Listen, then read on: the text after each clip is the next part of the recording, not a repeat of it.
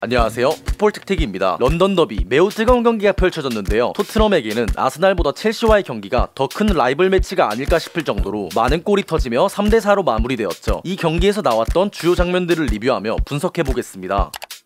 오늘 양팀의 선발 라인업을 볼 때 토트넘에서는 반더벤과 로메로가 깜짝 복귀를 냈고, 첼시는 카이세도가 풀백에서 모습을 드러냈지만 실제 경기를 뛸 때는 지공시의 중원에서 많은 시간을 보냈죠. 엔조가 한 칸 올라가면서 라비아가 좌측으로 옮기고 카이세도가 중원으로 들어오면서 자연스럽게 3-2 빌드업의 형태를 띠게 되죠. 하지만 카이세도가 전문 풀백을 보는 선수가 아니기 때문에 수비 시에 종종 문제를 드러내기도 했는데요. 예를 들면 이런 장면입니다. 우측에서 전개를 하다가 좌측으로 공을 넘긴 상황인데 내려오면서 공을 받는 손흥민 때문에 카이세도가 끌려 나오며 순간적으로 역동작이 걸리며 넓은 뒷공간을 허용하게 되죠. 등지고 버티는 솔랑케와 손흥민이 2대1 패스를 주고받으며 결과적으로 이렇게 내어준 공간 때문에 손흥민에게 아주 위협적인 찬스를 내어주기도 했습니다. 카이세도가 손흥민을 효과적으로 통제하지 못하는 모습이 많이 보였기 때문에 첼시 마레스카 감독은 후반전이 시작함과 동시에 교체를 가져갔는데, 이와 관련해서는 뒤에서 더욱 자세히 살펴보도록 하겠습니다.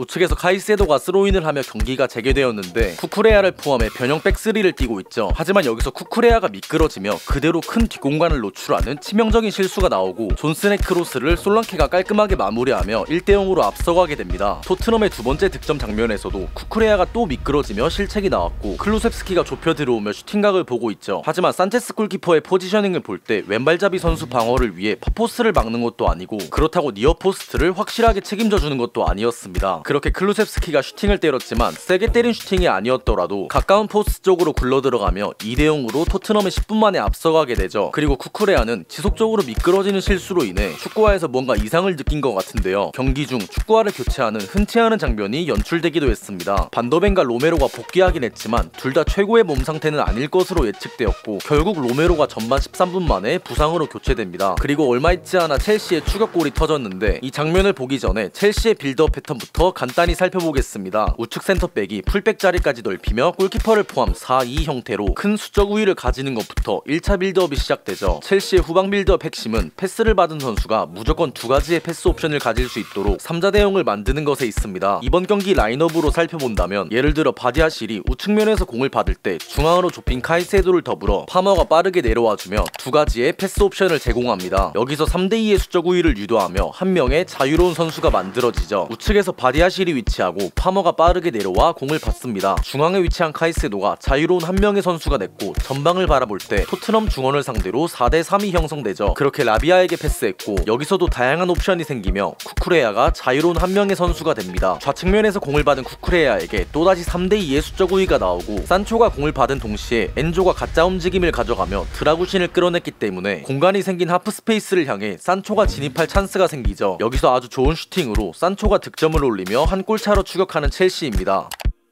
후반전 시작과 동시에 교체가 나왔습니다. 라비아와 귀스토를 바꿨는데 카이세도가 중원으로 올라서고 전문 풀백인 귀스토가 우측을 보게 됩니다. 그렇게 쿠쿠레아를 더욱 전진 배치하는데 엔조가 올라설 때는 후방에서 3-2를 만들기도 하고 역으로 쿠쿠레아가 파머와 함께 두 명의 공격형 미드필더가 되기도 했죠. 귀스토는 후방 더욱 제한적인 공간에서 3백의 우측 스토퍼 역할을 맡게 되는데요. 마레스카 감독은 전반전 카이세도 쪽에서 손흥민을 제대로 통제하지 못하는 문제를 교체 전술로 해결한 모습을 보여주며 유연한 전술 변화를 보여줬습니다. 한쪽의 선수를 몰아두고 산초의 아이솔레이션을 활용할 때 쿠쿠레아의 오프더볼 움직임을 통해 골키퍼와 1대1 찬스를 만든다거나 순간적으로 벌어지는 토트넘의 공수간격 사이로 뛰어드는 쿠쿠레아가 공을 받고 3대2의 위협적인 찬스를 연출하기도 했죠. 또는 좌측에서 과부하를 걸 때 수비들을 끌어당겨 동료의 중거리 슈팅각을 만들기도 하는 등 득점으로 마무리 짓진 못했지만 좋은 장면들이 많이 연출되었습니다. 하지만 동점골이 나온 건 비수마의 무리한 태클로 인해 PK를 헌납하며 2대2가 됐죠. 다음 장면에서 솔랑케가 등지며 공을 받고 리턴 패스를 내어주는데 모든 선수들이 그대로 터치라인 아웃될 것으로 본 것 같습니다. 하지만 여기서 우도기가 받았다면 오프사이드지만 포기하지 않고 뒤에서 뛰어간 손흥민이 공을 따내며 1대1 찬스를 맞이했죠. 아쉽게도 마무리에 실패하며 다시 앞서 나가지 못합니다. 쿠쿠레아를 활용한 전술 변화가 득점에 관여를 했던 장면인데요. 우선 우측면에서 파머가 거의 3명을 드리블로 제압하고 슈팅을 했지만 이 공이 흘러 중앙에 떨어집니다. 기본적으로 좌우 윙이 마크할 상대 포지션은 풀백인데요. 쿠쿠레아가 베르너 코너를 끌고 중앙에 위치했기 때문에 앞서 봤던 수비를 끌어당긴 장면과 유사하게 엔조에게 또다시 슈팅 찬스가 나오게 되죠. 그대로 아주 멋진 하프발리를 통해 결국 첼시가 앞서 나가게 됩니다. 그리고 최고의 몸 상태가 아니라고 보여진 반더벤 또한 부상으로 교체됐고 얼마 지나지 않아 첼시의 쐐기골 또한 PK로 나오게 되는데 공쪽에 파머의 다리가 먼저 위치했기 때문에 무조건적으로 파머의 소유권이 인정되는 상황이죠. 하지만 사르의 무리한 도전으로 인해 PK가 선언되고 토트넘 입장에서는 홈에서 매우 굴욕적인 파넨카킥을 당하며 첼시가 거의 경기를 끝냈다고 봐도 무방했습니다. 경기 종료 직전 메디슨의 컷백으로 손흥민이 득점에 성공하지만 게임을 원점으로 돌리기에는 너무 늦은 시간대였기 때문에 얼마 있지 않아 경기가 종료됩니다.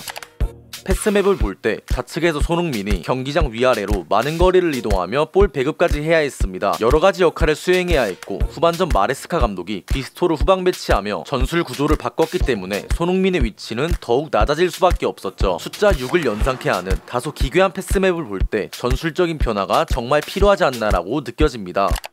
사실상 토트넘은 이 경기를 잡아내기 위해 반더벤, 로메로처럼 부상으로 이탈했던 핵심 자원들을 완벽히 회복되지 않은 상태에서 끌어다 쓴 걸로 보였지만 결과적으로 그들의 부상만 악화시켜버렸죠. 반면에 첼시는 PK 2골도 있지만 후반전 교체 전술로 인해 좋은 장면을 많이 만들어내며 두 감독의 수싸움에서 마레스카 감독이 승리를 가져갈 만했다고 느껴집니다. 오늘은 여기까지입니다. 영상이 유익했다면 구독, 좋아요 한 번씩만 부탁드리겠습니다.